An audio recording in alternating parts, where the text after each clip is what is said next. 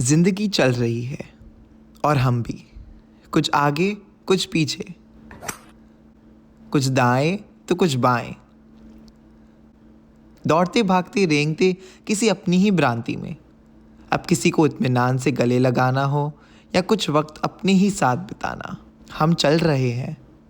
मनुष्य, प्रकृति या मशीन, चाहे वो कुछ भी हो, तेज गति से चल पड़ता है और चलते चलते कभी थम सा जाता है। आगे बढ़ते रहो हमारा मन कहता है, थोड़ा और ही सही कहती है हमारी काया। चारों ओर उम्मीदों से भरी दुनिया, लेकिन हम चल रहे हैं। अब हम एक ऐसे फंदे में फंस गए हैं जहां जिंदगी हमें सिर्फ गोल गोल घुमा जा रही है। लेकिन सोचो, अगर हमें इसी गोल दुनिया को स्क्रीन के ज़रिए देखना पड़े तो हाँ, शायद कुछ बदलाव होंगे, लेकिन असलियत से काफ़ी करीब होगी ये दुनिया। कुछ लम्हों को एक बार फिर जी पाएंगे, कुछ लिखे लफ्ज़ों को दुनिया भर में सुनाकर लोगों को जोड़ पाएंगे।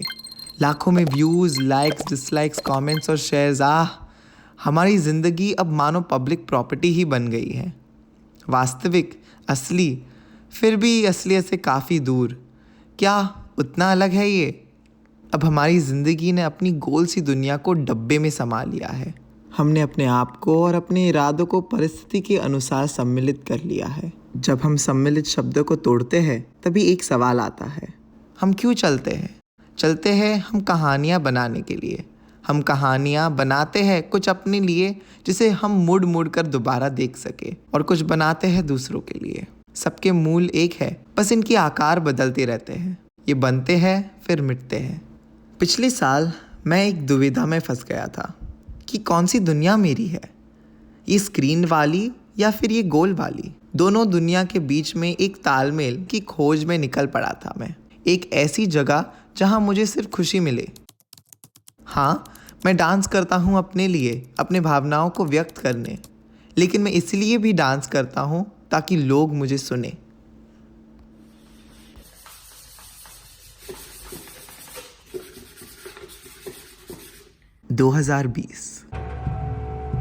हाँ, मैं जानता हूँ कि ये साल बीमारियों और वायरल वीडियोस से भरा हुआ था, लेकिन ये साल इतना भी बुरा नहीं था जितना मैंने सोचा था। डिजिटल मीडिया ने इतनी ऊंची उड़ान इससे पहले कभी नहीं भरी थी।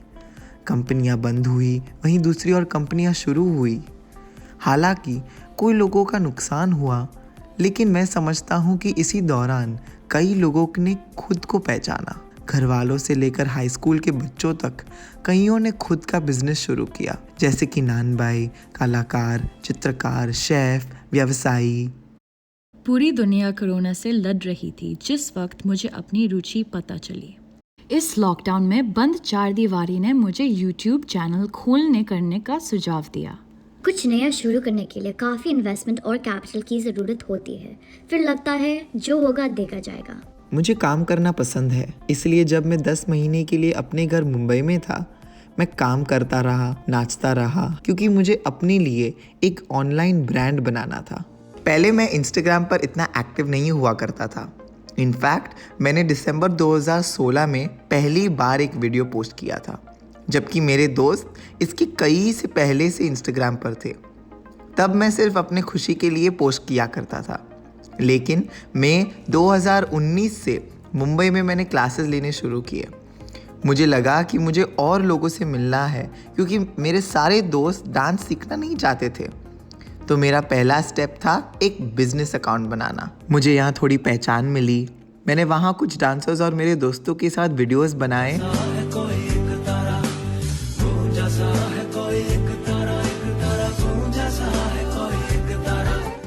और मेरी क्लासेस शुरू हो गई।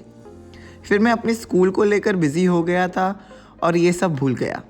हालांकि मैं इससे अनजान था कि सिर्फ 7 महीने के बाद मैं इंस्टाग्राम का इतना अच्छा दोस्त बन जाऊंगा।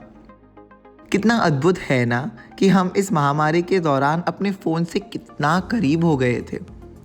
मुझे अब याद है कैसे अनजाने में मैं अपना फ़ोन खोलता था, फिर इंस्टाग्राम, और रिफ्रेश करके बिना कुछ देखे ही बंद कर दिया करता था। ये वही वक्त था जब मुझे महसूस हुआ कि मुझे इस वक्त का अच्छा इस्तेमाल करना चाहिए। और मैंने सिटिंग डाउन कोरियोग्राफी के बारे में सोचा। जहाँ मुझे सिर्फ एक जगह बैठ के हैंड मूवमेंट्स और फेशियल एक्सप्रेशंस के साथ डांस करना था। क्योंकि मानो या ना मानो, हम सब आलसी हो गए थे। नेटफ्लिक्स देखते और लेस खाते।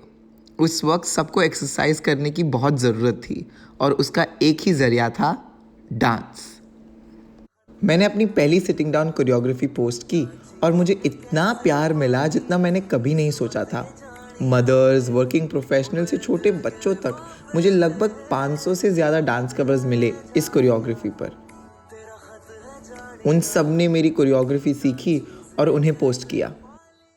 The whole of my lockdown has been learning these choreographies, trying them and recording them. My favorite choreography is Ladki. It is just amazing and it has my heart. I also love the Kasoor one and Tera Yaar Hu Main he did with the table. They are just so beautiful and soulful. What he tries to convey through dance, it just comes out so organically and it just makes you feel.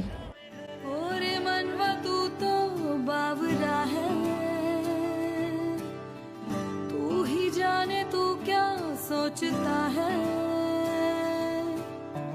तू ही जाने तू क्या सोचता है बावरे, क्यों दिखाए सपने तू सोते जागते। तो पहली चीज़ जो मैंने सीखी वो थी कि ऐसे वीडियोस पोस्ट करना जिसे ना सिर्फ ऑडियंस देखे बल्कि उसमें उनका भी इन्वॉल्वमेंट हो। इसने मुझे सिर्फ ज़्यादा लोग तक ही नहीं पहुंचाया बल्कि मैं एक्टिव ऑडियंस द्वारा भी अट्रैक्ट हुआ।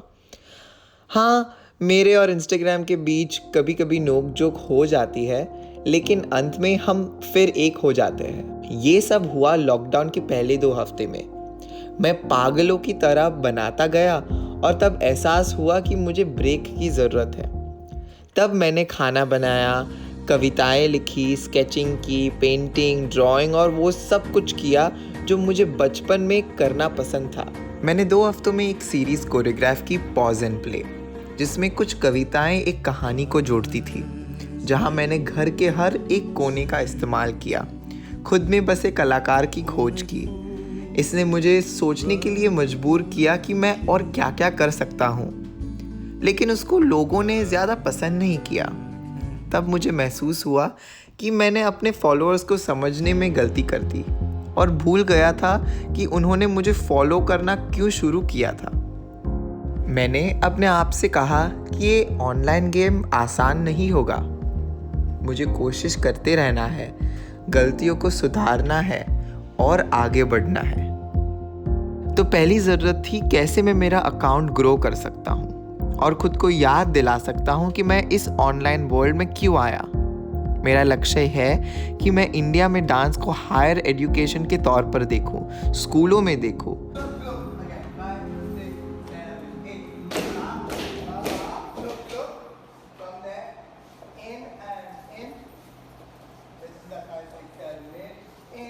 लेकिन यहाँ का समाज डांस को सिर्फ एक एंटरटेनमेंट का जरिया मानता है और कुछ नहीं।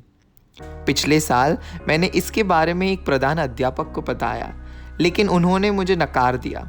मुझे फिर महसूस हुआ कि सिर्फ एक दर्शक बन के इस समाज को मैं नहीं बदल सकता।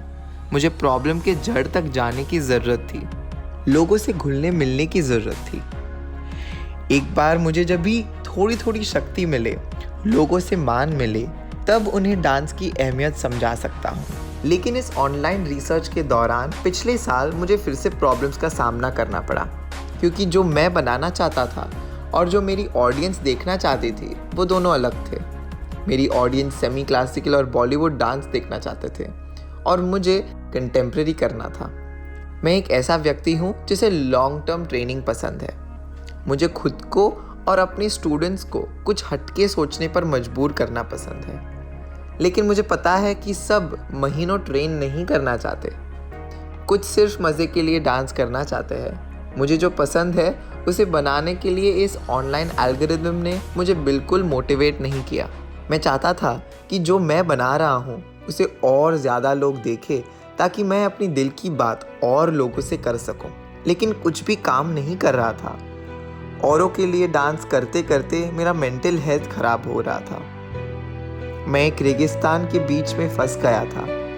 कोई रास्ता नज़र नहीं आ रहा था। तब मैंने सम्मिलित करने का सोचा, दोनों के बीच एक बैलेंस ढूंढने की कोशिश की। सच कहूँ तो इतना भी मुश्किल नहीं था ये जानना कि मेरी ऑडियंस को क्या पसंद आ रहा है। इसमें इंस्टाग्राम इनसाइट्स ने मेरी बहुत मदद की। इसने मुझे बताया कि कौन कौन सी पोस्ट लोगों को ज़्यादा पसंद आ रही है, किस पोस्ट पर सबसे ज़्यादा व्यूज़ और लाइक्स है, कैसे लोग देख रहे हैं, एज रेंज और जेंडर क्या क्या है, कहाँ से लोग मुझे सबसे ज़्यादा देख रहे हैं। लेकिन ये एकमात्र कारण नहीं है कि मैं जो पोस्ट करता हूँ वो इसीलिए ये करता हूँ। मैं खुद से और अपने फॉलोअर्स से प्रामाणिक रहने में विश्वास रखता हूँ। मैं जो कुछ भी पोस्ट करता हूँ वो इसीलिए पोस्ट करता हूँ क्योंकि दिन के अंत में मैं उसको मानता हूँ। मैं सिर्फ पोस्ट करने के लिए ही नहीं बनाता, मैं खुद के लिए बनाता हूँ। वही बनाता हूँ जो मुझे उस वक्त महसूस होता है। ये जानना भी बहुत ज़रूरी है कि अगर मैं अपने कंफर्ट जोन से हटकर कुछ कर रहा हूँ तो मैं इनऑथेंटिक नहीं हूँ। इसका सिर्फ यही मतलब है कि मैं खुद के साथ एक्सपेरिमेंट कर रहा हूँ। मैं देखना चाह रहा हूँ कि मैं और क्या क्या कर सकता हूँ। कुछ दिन ऐसे थे जब मुझे कुछ सेंशुअल बनाने का मन कर रहा था, और कुछ दिन ऐसे भी थे जब मुझे हर बंधन तोड़कर बॉलीवुड करने का मन कर रहा था। मेरे मूड बदलते हैं और मेरे क्रिएशंस भी। लेकिन जब भी पोस्ट किया, बैलेंस करके, सोच समझ कर किया। ये नहीं करने का एक कारण हो सकता है जब भी वीडियोस अच्छा नहीं करे। इसके और भी कारण हो सकते हैं, जैसे कि चीज़ें हद से ज़्यादा करना, फ्रीक्वेंटली चीज़ें चेंज करते रहना, या डांस अच्छा नहीं करना। लेकिन ये सब हमारे हाथ में नहीं है। ऐसे कई वीडियोस हैं जो मैंने 2 महीने पहले बनाए थे, लेकिन अब जाकर पोस्ट कर रहा हूँ क्योंकि मुझे ये समय सही लगा। तो पहले मैं अपने आप को ये बोलता हूँ कि लोगों की पसंद और सोच ग्रोथ या विकास के कारण बदलती रहेगी, और इसे मैं कंट्रोल नहीं कर सकता। दिल से बनाओ और ज़्यादा मत सोचो। यही सोच मुझे ज़्यादा परेशान नहीं करती और मुझे आगे बढ़ने में मदद करती है। शुरुआत में मुझे इंडियन सेमी क्लासिकल डांस ने काफ़ी पहचान दिलाई। मैंने वही ऑडियंस पे फोकस किया और उन्हें अट्रैक्ट करने के लिए और सेमी क्लासिकल वीडियोस बनाए और वर्कशॉप सिखाने शुरू की।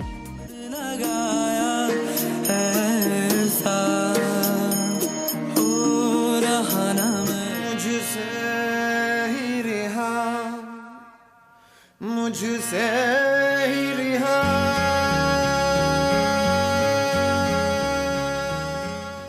जब कुछ समय बाद मेरे लॉयल फॉलोअर्स बनने शुरू हुए, तब जाकर मैंने दूसरी स्टाइल पोस्ट करनी शुरू की और उसे इंडियन सेमी क्लासिकल के साथ ब्लेंड किया।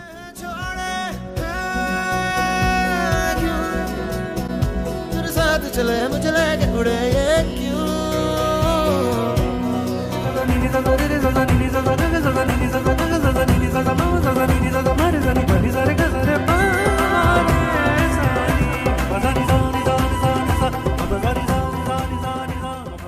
इससे मुझे अपनी लॉयल ऑडियंस को अगले कदम तक ले जाने में मदद मिली, ताकि वो दूसरे स्टाइल्स को भी एंजॉय या पसंद कर सके। मैं कह सकता हूँ कि ये मेरे लिए काम कर रहा है, लेकिन ये जानना बहुत ज़रूरी है कि मुझे चीज़ें कब बदलनी है। आपको पता चल जाएगा कि आपकी ऑडियंस कब आपसे बोर हो रही है और कुछ नया देखना चाहती है।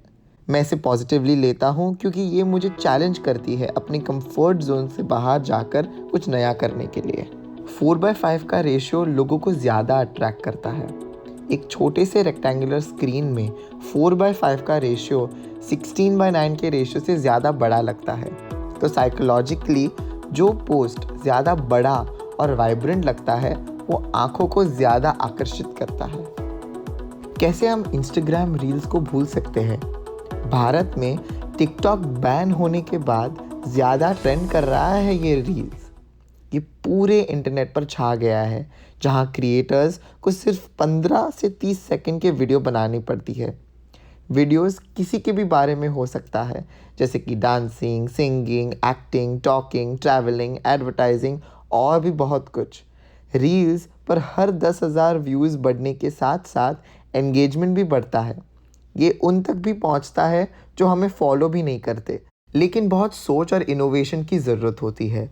लोगों को सिर्फ 30 सेकंड में आकर्षित करने के लिए। मेरे कुछ रील्स ने 5 लाख से भी ज़्यादा व्यूज़ पार किए हैं क्योंकि लोग उनसे ज़्यादा रिलेट कर पा रहे हैं।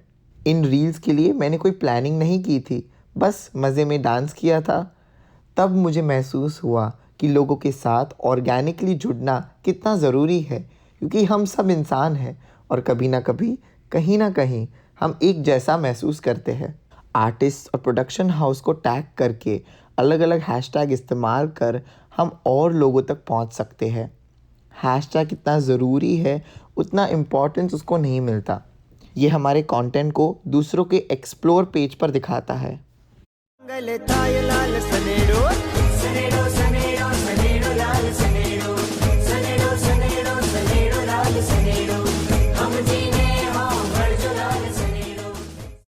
सारी इश्क की छाँव चल छैया छैया, सारी इश्क की छाँव चल छैया, पाँव जन्नत चले चल छैया छैया, पाँव जन्नत चले चल छैया, चल छैया छैया छैया छैया, चल छैया छैया छैया छैया, चल छैया छैया छैया छैया, चल छैया छैया छैया छैया।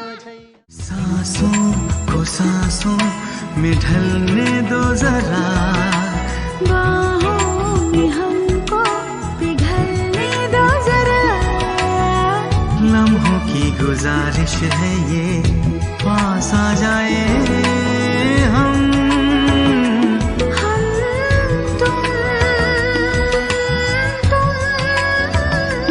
हम तुम। कंटेंट क्रिएटर होने के नाते बहुत आसान हो जाता है ये जानना कि लोग क्या सोच रहे हैं। स्क्रीन हमारी ज़िंदगी बन गई है। हम खुद के और लोगों की क्षमताओं को जज करते रहते हैं। उस वक्त मैं समय लेकर थम गया। I could never speak in tunes before, but for you I could write a symphony. If only you could sing along. It doesn't even need to be in key. It's what I have enough for you. Or do you need all the things that I don't? Separate all the lies from the truth, picking up the pieces. So can we hide? I need you close. Can we pause this moment? Keep it open, close, dance alone, and in time we'll split our hearts wide open. और फिर मैंने मेरी रूह से create किया, जहन से सुना, दिल से सोचा और सम्मिलित किया। प्रेम रंग कैसे मैं उतार दूं मेरी सखी,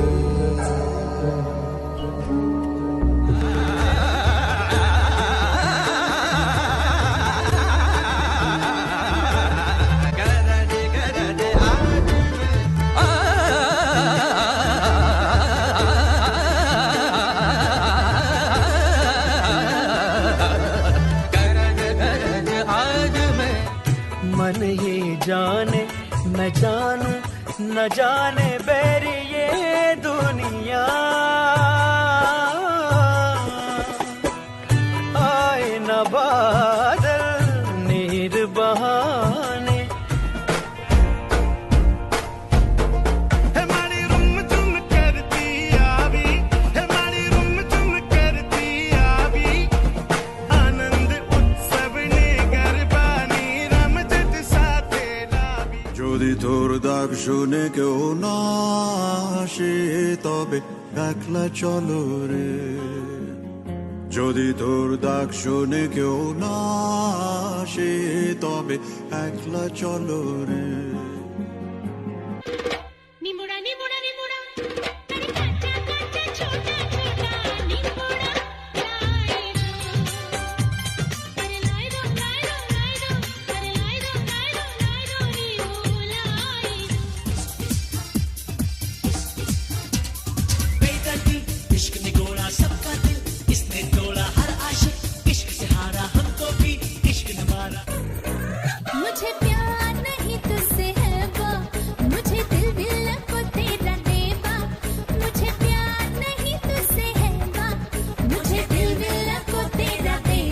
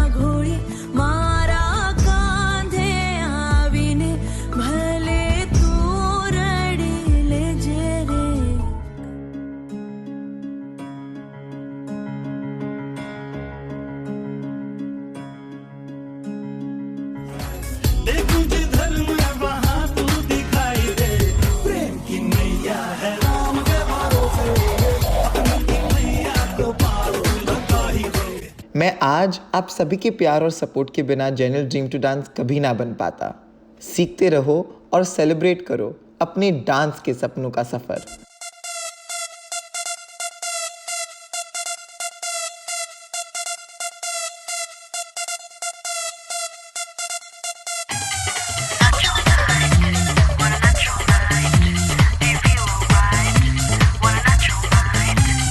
Dance with me, baby, won't you dance with me all night? Won't you party, party, party? Won't you run the floor all night?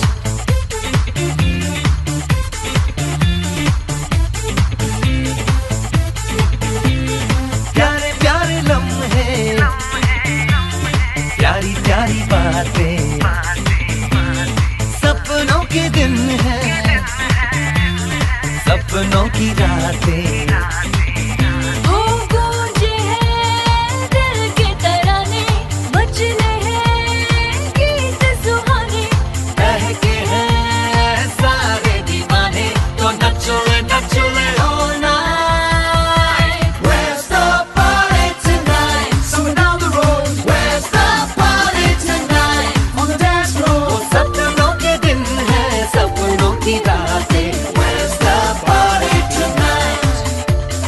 Dance with me, baby, won't you dance with me all